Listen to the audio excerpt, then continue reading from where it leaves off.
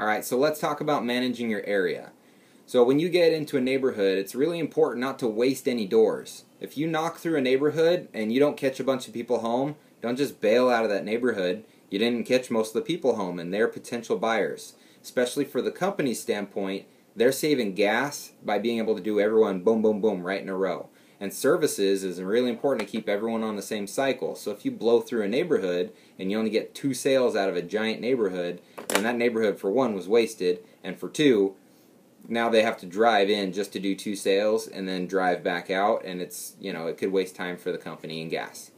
So the reason why you're given a discount in the first place is because you're saving gas and drive time and making the route more effective. Keep that in mind when you're in a neighborhood. Now the ways to make a neighborhood more effective is that you want to, for one, know when you've talked to somebody. When you knock on their door and they come, they talk to you, and if you leave without a sale, you need to know not to come back to that door and know that other doors you do come back to. So for one, a lot of companies will do crayon. They'll have a crayon, and then when you leave, you go down the driveway, and at the very end of the driveway where it connects to the sidewalk, you put a little X on the sidewalk there.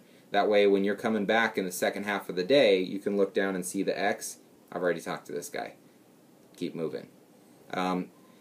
We use soapstone. Soapstone's kind of nice because then it washes off when it rains.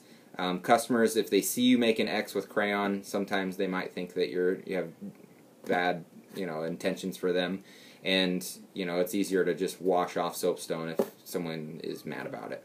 So, but that's a nice way to keep track of it. Also, if you talk to a customer and for some reason you have to come back later, number one, don't make an appointment time to come back. Oh, my husband's not going to be home, he gets home at 5. Don't say, okay, I'll come at 5:30. For one, you're going to track back across your area, and you're not going to have, you're going to interrupt your knocking cycle. You're going to spend 10 minutes walking across the area just to find out that he went out to happy hour with some buddies instead, or he hit the gym before he came home. And you're going to go back 2 or 3 times and not catch him, and then eventually the wife's just going to be like, you know what, you can't catch him, I'll just talk to him about it, what's your phone number, I'll call you. You lost the sale, it's done. The best thing to do is, yeah, I'm really busy, we're doing a whole bunch of these, and I've got to fill one by the next 15 minutes, so what I'll do is I'll just come back once it gets dark. He'll be home by then, right? Sure. If they have kids, just say, hey, I know you got kids, be courteous, I know you got kids, I won't ring the doorbell, I'll just knock on the door so it's a little bit softer, that way I'm not waking your kids up if you've already put them to bed. Does that work for you? Yeah, okay. So be courteous to them. But don't track across the neighborhood during prime time. That's the worst thing you can do.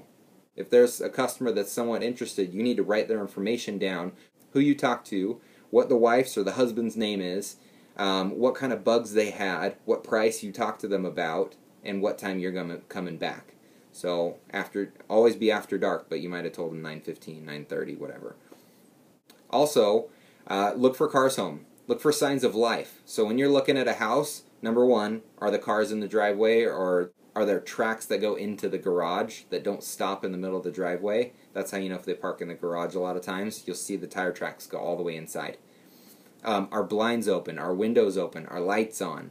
Look for signs of life.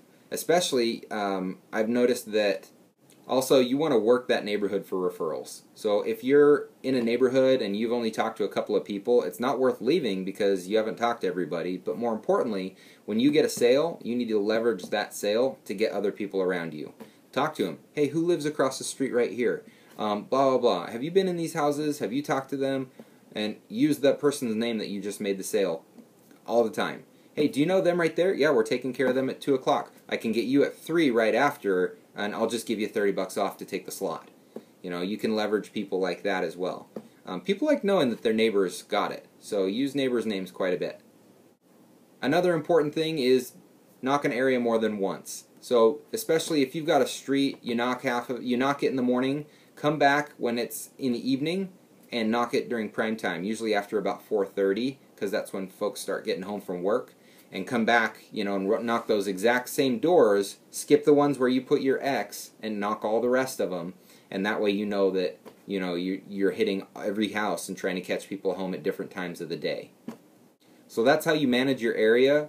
Remember, it's very important to manage an area correctly, because if you don't, you're going to, number one, waste potential doors. You're going to not work the area and get referrals, which builds momentum and gets you a lot of sales all in one day. Plus, you'll know that area better. You'll know what bugs are there. And don't waste time.